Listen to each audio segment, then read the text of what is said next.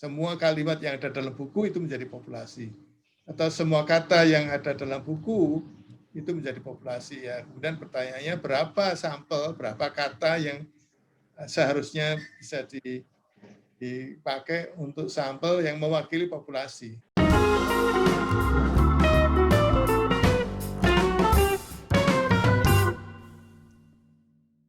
Assalamualaikum warahmatullahi wabarakatuh. Selamat datang di UMK Talks Academy, forum berbagi ilmu dan informasi seputar dunia akademik. Baik, sivitas akademika dimanapun Anda berada, selamat bergabung kembali tentunya dalam episode kali ini. Kita akan membahas sebuah topik yang berbeda dengan episode-episode sebelumnya, namun tetap dengan narasumber yang sama. Narasumber andalan kita, Profesor Ali Sauka, MA, PhD. Baik, tanpa membuang waktu, mari kita bersama-sama menyambut narasumber kita, Profesor Ali Sauka, MA, PhD. Baik, Prof, gimana kabarnya, Prof? Baik. Assalamualaikum warahmatullahi wabarakatuh. Waalaikumsalam warahmatullahi wabarakatuh. Sehat, keluarga sehat, Prof? Sehat, ya. Alhamdulillah. Baik, Prof, hari ini topik kita adalah sample size, Prof, atau ukuran dari sampel. Ya, ukuran sampel dari sebuah populasi dalam penelitian. Baik, Prof, mungkin pertanyaan sederhana dari saya sebagai pemula, Prof. Ya, mungkin pertanyaan paling mendasar ini, Prof. Ya, sebenarnya sample size itu apa sih, Prof? Dan seberapa besar sih pengaruhnya sample size terhadap hasil penelitian yang kita lakukan? Monggo, Prof. Iya. Sekali lagi ini saya paparkan topik tentang sample size ini biasanya pada para mahasiswa saya di S1 ya, jadi masih pemula lah gitu, sehingga siapapun yang pemula mungkin ini cocok, tapi kalau yang sudah tidak lagi pemula mungkin tidak terlalu sederhana gitu. Tapi saya justru melihat yang terlalu sederhana itu kadang-kadang malah terlewatkan gitu. Benar, Prof. Dan sering muncul pada saya pada saat mahasiswa berencana untuk melakukan pengumpulan data, kemudian bertanya pada saya apakah katakanlah misalnya yang terkait dengan pendidikan itu sumber datanya itu pada umumnya dari guru atau dari mahasiswa peserta didik atau siswa di SD, SMP, SMA.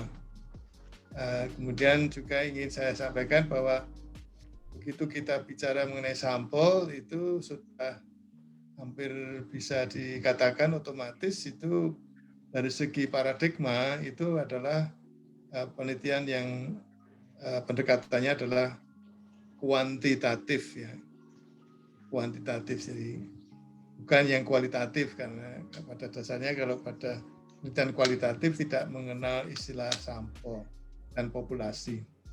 Pertanyaan mendasar itu berapa mahasiswa, berapa siswa, berapa guru yang perlu saya cakup ya, sebagai sampel. Ya, saya tidak hanya ingin membatasi pada sumber data yang sifatnya manusia, karena dalam bidang-bidang tertentu misalnya linguistik gitu ya, atau bahkan bukan hanya linguistik tapi pendidikan bahasa pun kadang-kadang yang diteliti itu sumbernya dari buku gitu, jadi tidak selalu manusia. Dan kalau kemudian menggunakan pendekatan kuantitatif juga selalu melibatkan konsep selalu harus bicara tentang sampel dan populasi gitu. Jadi karena dua hal ini ya tidak bisa dipisahkan gitu. Simpulan yang akan kita terapkan, jadi simpulan yang kita akan peroleh untuk kemudian diterapkan itu tentang populasi. Nah, itu berapa jumlahnya? Nah, itu saya jawab secara sederhana aja gitu, biar tidak kemudian ada rumus. Sebenarnya ada ya rumus digunakan untuk menetapkan sampel yang cocok itu jumlahnya berapa dari populasi yang ditargetkan, populasi yang akan diberlakukan gitu. Jawaban saya sederhana aja, semakin banyak sampling unit ya, saya menggunakannya itu sampling unit karena itu bisa berarti manusia, bisa juga bukan manusia gitu. Jadi kalau misalnya mau meneliti tentang isi buku atau maka kemudian berarti mungkin saja kalimat-kalimatnya, mungkin juga kata-katanya itu menjadi populasinya ya, populasi dalam bentuk kalimat. Semua kalimat yang ada dalam buku itu menjadi populasi. Atau semua kata yang ada dalam buku itu menjadi populasi ya. Kemudian pertanyaannya berapa sampel, berapa kata yang seharusnya bisa dipakai untuk sampel yang mewakili populasi. Kalau kemudian melibatkan manusia, misalnya peserta didik, siswa, SMP, Samarinda misalnya, maka pertanyaannya adalah apakah populasinya berapa? Populasinya apa? Apa populasinya? Jadi misalnya mendefinisikan populasi sebagai semua siswa SMP negeri di Samarinda. Itu kemudian lihat bagaimana sampelnya. Ya, sehingga jawaban saya itu jawaban yang mudah diingat, ya semakin banyak semakin baik, karena untuk bisa kemudian betul-betul mengambil simpulan yang bisa diberlakukan pada populasi, jumlah yang paling mendekati sama dengan jumlahnya populasi itu lebih baik. Jadi kalau saya tanya, kamu bisa mengumpulkan berapa? Bisa mengambil data dari berapa siswa gitu. Kalau dijawab, ya kira-kira 100 lah. Loh, kalau 200 bisa enggak? Bisa Pak, oke 200 lebih baik daripada 100. Kalau 300, masih bisa Pak? Ya 300 lebih baik daripada 200. Jadi itu mudahnya begitu. Tapi tentu akan menjadi lebih ingat, menjadi lebih paham kenapa gitu. Kenapa 200 siswa SMP negeri Samarinda lebih baik sebagai sampel daripada kalau hanya 100 saja terhadap semua populasi. Gitu. Kenapa 300 siswa SMP negeri Samarinda itu lebih baik daripada kalau hanya 200 siswa SMP negeri di Samarinda sebagai populasinya. Jadi saya kemudian mengkaitkannya dengan kenapa itu lebih baik, itu sehingga tidak hanya mengingat karena hafalan, tetapi juga mengingat karena tahu latar belakangnya, logikanya, hubungannya apa gitu. Begitu Mas Darman. Jadi sekali lagi ini membuat mudah saja untuk mengingat dan memahami, ya, memahami dan kemudian bisa diingat dengan mudah. Sebetulnya ada rumus-rumus, tapi saya kira saya tidak perlu menyampaikan rumus-rumus itu karena pada dasarnya ini lebih banyak kalau mahasiswa menulis skripsi, tesis, bahkan disertasi itu yang dikejar adalah masalah kepraktisan, masalah efisiensi, masalah bisa enggak itu dilakukan gitu. Kalau nanti menggunakan rumus kemudian ketemu semacam sampel size, ya sekali lagi sampel size itu adalah berapa jumlah sampling units dalam sampelnya yang mewakili populasi. Jadi tadi saya menyebut kata 200, berarti sampel size-nya ya 200 itu.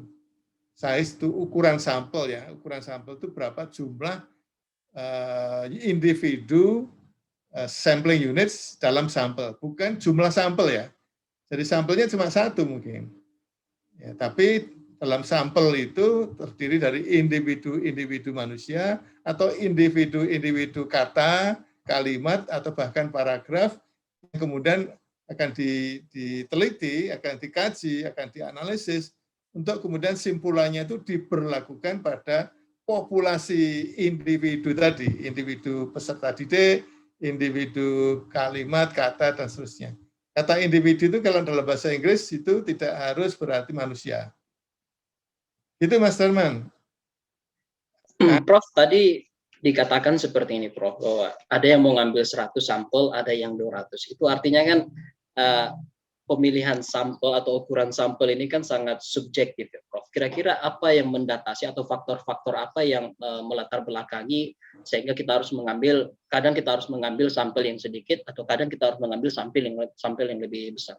Ya, sebetulnya kalau dalam penelitian yang menggunakan pendekatan kuantitatif, itu prinsip yang tadi saya katakan, rule of thumb-nya, mudahnya mengatakan itu berlaku semua. Semakin banyak mendekati jumlah populasi, mendekati populasinya semakin baik.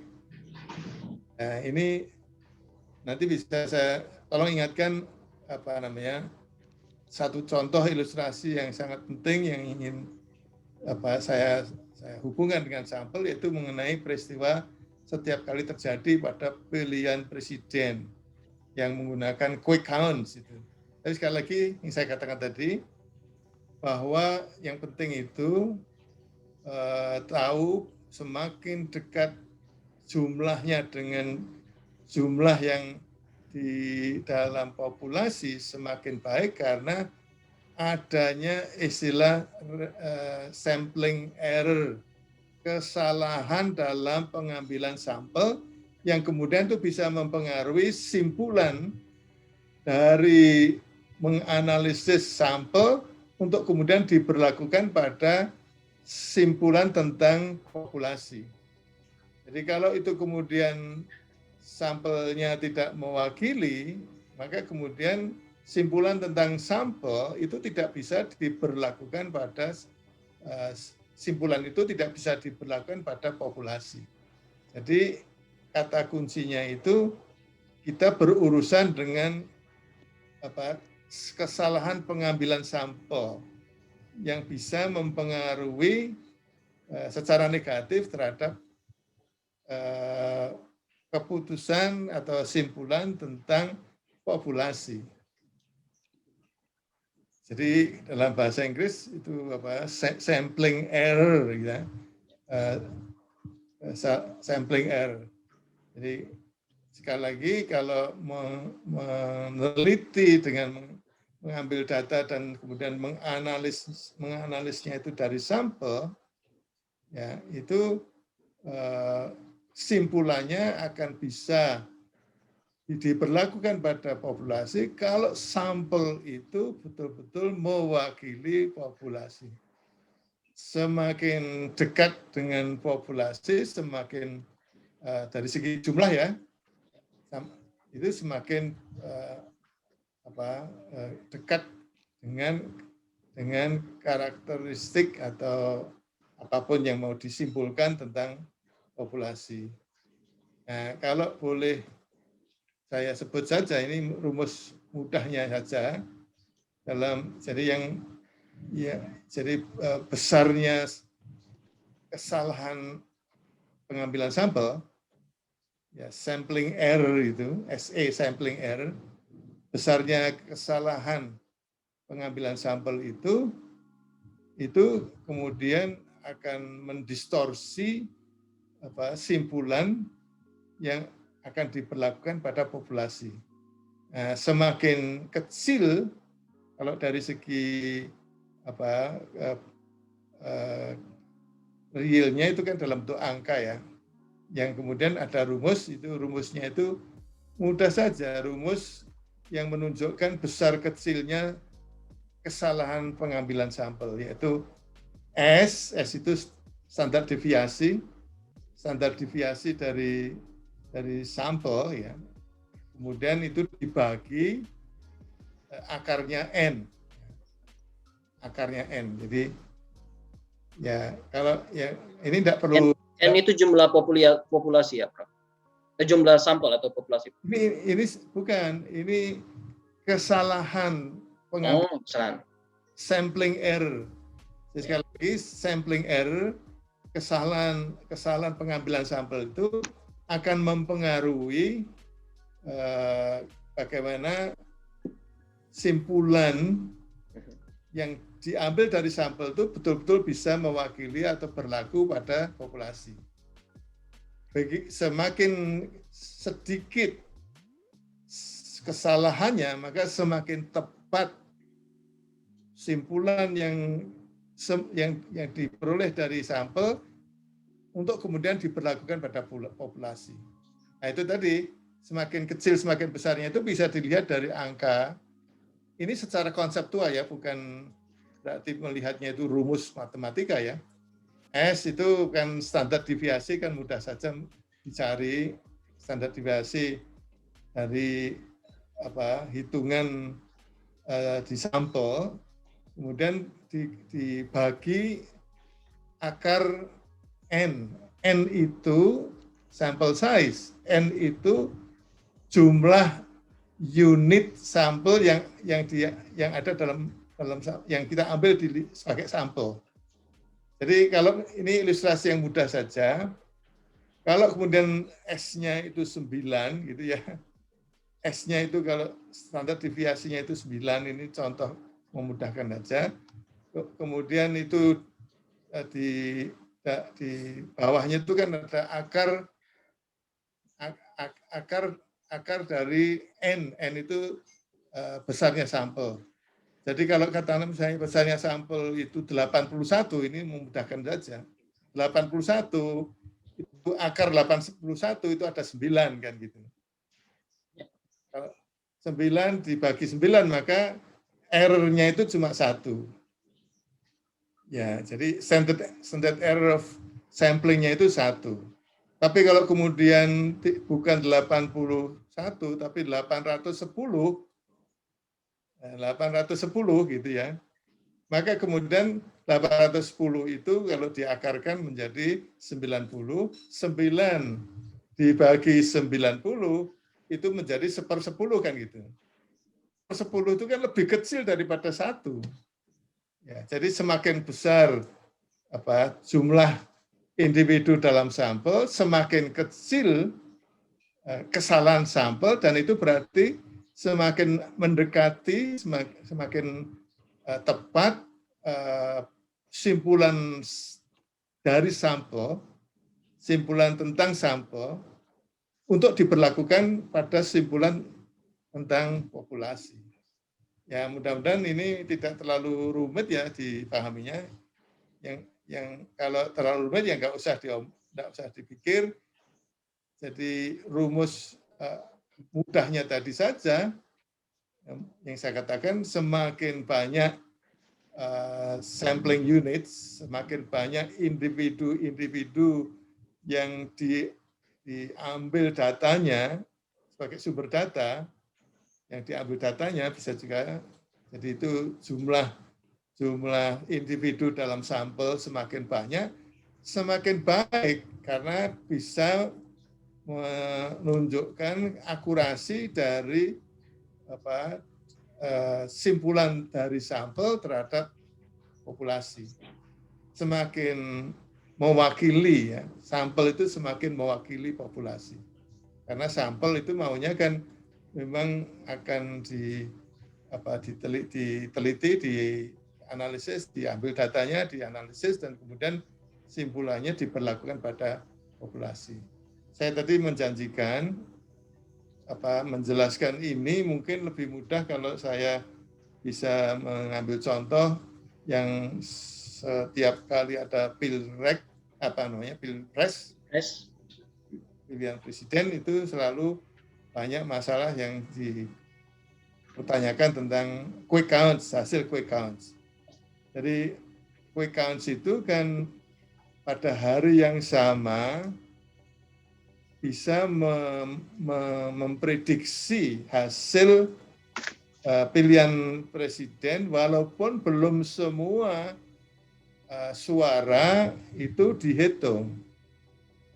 Jadi pengambilan keputusan, kesimpulan ya, bukan keputusan ya, pengambilan simpulan untuk memprediksi siapa yang menang itu didasarkan pada sampel suara yang dikumpulkan pada hari yang sama, padahal belum semua suara di seluruh Indonesia itu dihitung. Ini kekuatan konsep tentang sampel yang bisa mewakili populasi. Ya, apabila itu memilih sampelnya betul-betul bisa jeli melihat kompleksitasnya populasi dan jumlahnya juga cukup untuk mewakili, maka kemudian kalau ada error, maka errornya itu sangat kecil. Yang kemudian itu bisa saja tidak akan mempengaruhi hasil. Kan misalnya errornya itu di antara, kalau disebut-sebut kan error itu di antara yang disebut dengan margin of error, margin of error, salah yang bisa, kesalahan dari segi kemungkinan salahnya itu berapa persen. Kalau realnya dari dua kandidat atau tiga kandidat itu perbedaannya itu sangat kecil, maka memang tidak mudah untuk diprediksi mana yang kira-kira. Nah, tapi kalau kemudian sudah melewati batas perbedaan satu kandidat dengan kandidat lain, yang kemudian itu lebih besar perbedaannya itu daripada toleransi terhadap sampling error, itu selama ini 100% tepat itu. Baik, Prof. Jadi kalau boleh saya satu kali lagi mengatakan, ini tidak akan pernah terjadi dalam penelitian. Jadi kalau dalam penelitian kita mengambil sampel itu karena kita tidak bisa mengumpulkan data dari seluruh populasi. Benar. Kalau kita bisa mengambil data dari seluruh populasi, tidak perlu ada sampel. Karena yang ingin kita teliti sebetulnya populasi, tapi karena populasinya terlalu besar, maka kita ambil sampel. Sedangkan di quick counts itu kita bisa menghitung sampel, menghitung suara dalam sampel, dan kemudian beberapa minggu berikutnya bisa menghitung semua populasi, semua surat suara, semua suara dalam populasi. Ini luar biasa ini. Tidak main-main, jadi dalam artian untuk meyakinkan konsep tentang sampel yang mewakili populasi, ini contoh konkret karena bisa dibandingkan karakteristik sampel dengan karakteristik populasi. Dalam penelitian tidak pernah bisa melakukan itu, karena justru kita mengambil sampel karena populasinya tidak bisa kita jangkau semua. Begitu, Mas Darman. Baik, Prof. Saya kira semua pertanyaan sudah dijawab dengan lugas, Prof. Dan kita juga sudah sampai pada akhir acara. Sayang sekali, Prof. Baik, mungkin sebagai penutup sebuah pantun dari saya, Prof. Ya, saya suka berpantun, Prof.